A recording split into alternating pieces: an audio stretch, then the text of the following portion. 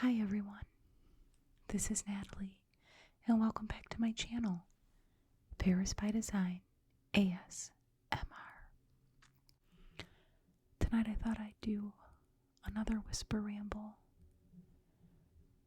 with maybe a little bit of soft talking like this, if I remember to do that. I tend to just keep whispering once I start. But anyway, so tonight is Thursday night. Halloween was last weekend. My husband's been going out of town a lot for work. And so he's been gone a lot during the weekends, which makes me sad because that's when I can do things. And even though I could go do things without him, he is my best friend and I really do prefer to do things with him instead of without. So things have been pretty boring. I've been using the time to do other things instead of going to festivals and stuff. I've been doing things more for just me. I got a bunch of cookbooks the other day. Well, I say a bunch, I got 5 new cookbooks. The plan being between all 5, I could have a nice collection of recipes that are available for me to use on a regular basis. I typically do the Pinterest thing when I look for healthy recipes, but Pinterest isn't what it was a few years ago. Back when I first started using it, it was just people's recipes or links to their blog page about that particular recipe. And now there's a ton of advertising on there, like Kraft cheese and Stouffer's or whatever. And it takes up so much of the room. And I don't want those crappy recipes.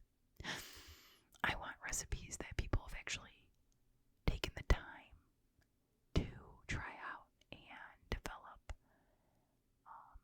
a real sense of taste, not just some gobbledygook that Kraft thinks I should put together and think of as a Class A meal. And the other thing on Pinterest now is it's like a massive collection, so if I look up like easy healthy dinner recipes, there are a bunch of posts on there now where it's like 50 easy healthy recipes, and you click on the link and it's just like this massive list. It's like within itself, there's a list within a list within a list, and I don't know, I don't like doing that because then, you have a lot of like pop-ups. I get diverted from the page or it shuts down, and that's even the worst is you do get a lot of like virus posts or malware posts on there, and it just shuts down, and it's frustrating. So I didn't want to do that anymore, even though I know eventually I will, because even if I find like a month's worth of recipes in between these 5 books, eventually we'll get sick of them. Hopefully not, but I don't know, our tastes change really quickly, or we get sick of things really easily. My daughter and I, my husband, not so much, as long as he likes something, he could eat it all the time. My daughter and I, on the other hand, we get sick of things really easily. We have like, I don't know, weird sensory thing. I mean, you probably know something about that if you're affected by ASMR. But anyway, so I got these 5 cookbooks. One's called The Whole30, and that's the one I've been reading. And it's a program. It's very similar to an elimination diet. If you've ever been told by a doctor you have a food allergy, typically will recommend you do an elimination diet where you get rid of like dairy and eggs. Sometimes like nightshades, which are your potatoes. And I mean, basically, you're getting rid of like everything, grains, sugar, everything. And you do that for 30 days. And you don't eat any of the bad foods for 30 days. And sometimes, like, I've been on one before where you had to get rid of like hamburger and stuff like that, beef. But anyways, you do it for 30 days. And then afterwards, you very slowly start introducing things back into your diet. Like, you may decide you want to try eggs first after the 30 days. So, you eat the eggs several times in one day. And then you wait 3 days and you just eat the foods you ate on the elimination diet. You don't add any other food back in that's different than what you'd been eating for 30 days. And you see if your body reacts to those eggs. And you wait about 3 days, and then afterwards you add in something else new, like milk and yogurt, anything that's a dairy, and you eat that a bunch in one day, and you see over the 3 days what it does to you. Food allergies can take up to 3 days to affect your body, which is kind of a pain in the butt when you're trying to figure out what might be making you sick. So anyways, the whole 30 is very similar to that. From what I gather, though, you can eat hamburger, and you can eat nightshades, which again are your potatoes.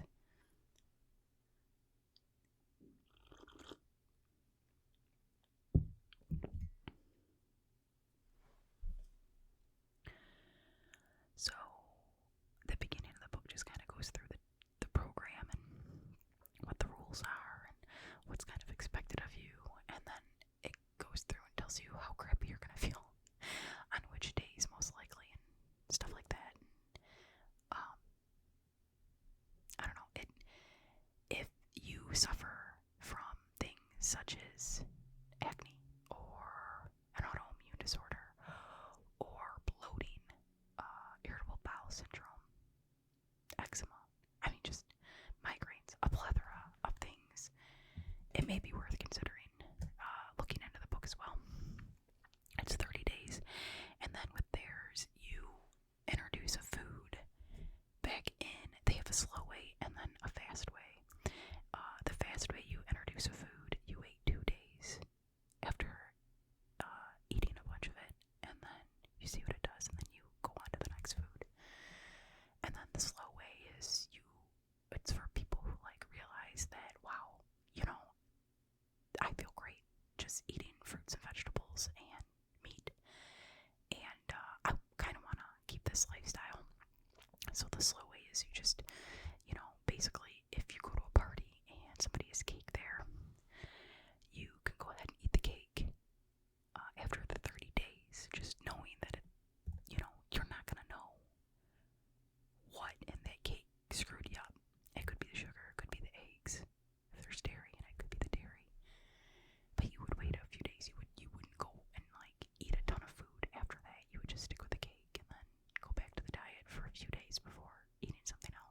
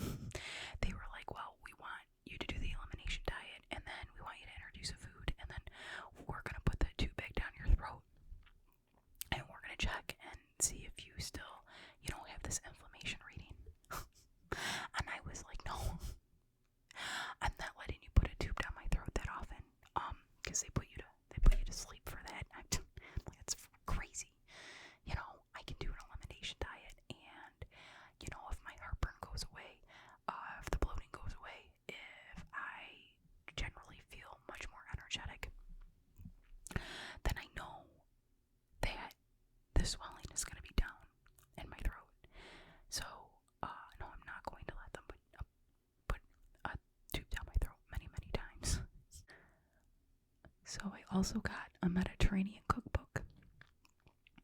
It's not a Mediterranean diet cookbook, it's just a Mediterranean cookbook. And I'm really excited about that because I love Mediterranean food. There's a lot of things in there that intimidate me. Like, I don't like lamb. I absolutely don't like lamb. But, I like the vegetable dishes and, things done with pork, chicken. But, like a fattoush salad. Oh man, I love it. Rice pilaf. There was one meal that I got at a Lebanese restaurant once, and I think it was called gabala. I might be saying it wrong, but it was made at this particular restaurant. It was made with like red sauce, and it was amazing. I have not been able to find it with red sauce in other places. It comes like in a creamy dish, which is good, but it's not the red sauce, and I loved it. But anyways, but I love Italian food and Greek food, and it makes me so happy. So I'm really excited to have that book, and there are a lot of things in there that I can't wait to try. And then I got an anti-inflammatory book, kind of along the lines of the Whole30, mainly because I just wanted the extra recipes. I don't like seafood, and a lot of these cookbooks have huge sections on seafood, and so I have to have a lot of recipes to try to make up for the seafood recipes I won't eat. And then I got 2 books by the same chef, I guess. I can't say his name. I don't know if he's Swedish or Finnish. I don't know if he's Dutch. I can't tell. But the first one is I think it's called Simple. And then the other one is kind of a play on that, like extra recipes. I don't know what it's called. But anyways, those ones are super freaking fancy, and I don't know. I was kind of going through it, and I was like, oh man, those might be above my palate. I like to try new foods, but I'm also really intimidated by the way things look. And if they don't look palatable, I have a hard time trying them. And a lot of things made by fancy people look pretty gross to me, even when they are actually quite scrumptious. So I think I'm going to really try hard after this Whole30. I'm going to try really hard to try to break out of my box and try some new things and really force myself to give some of these recipes a chance. Because it's part of failing the whole eating well thing. I don't want to say diet because it's not really a diet.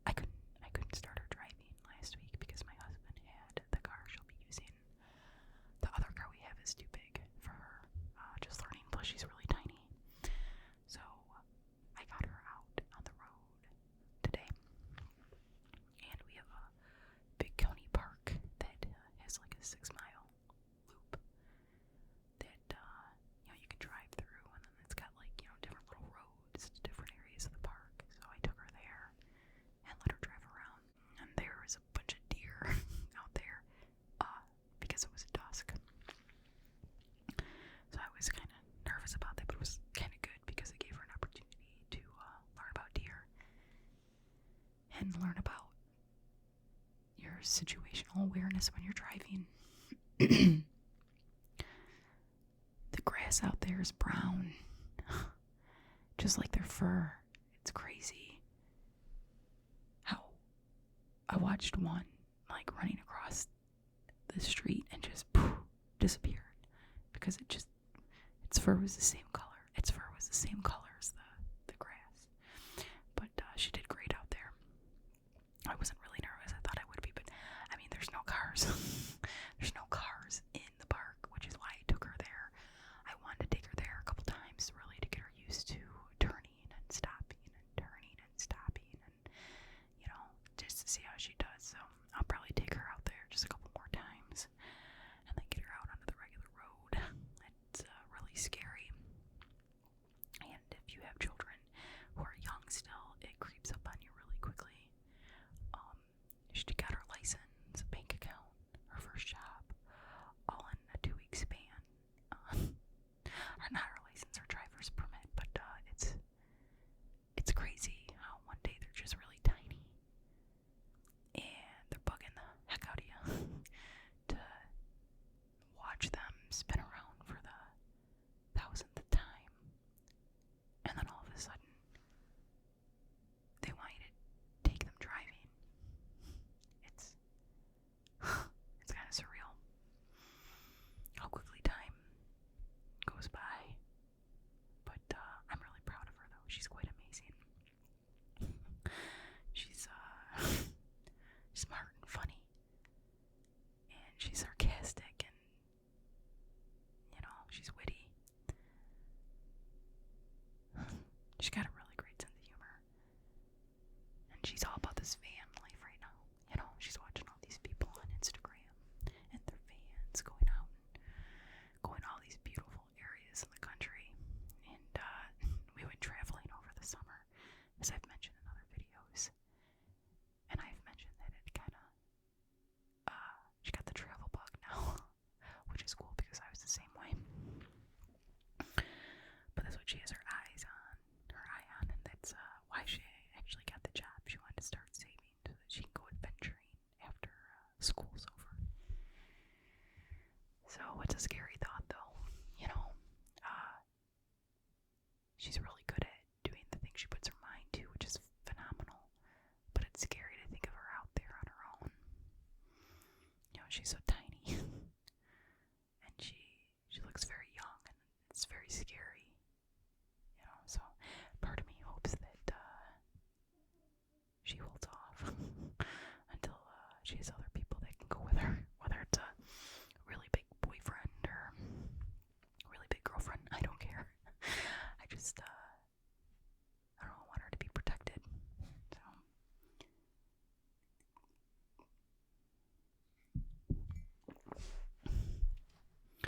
it's gotten pretty cold up where I live. It's not snowing yet. It was snowing in the northern part of our state,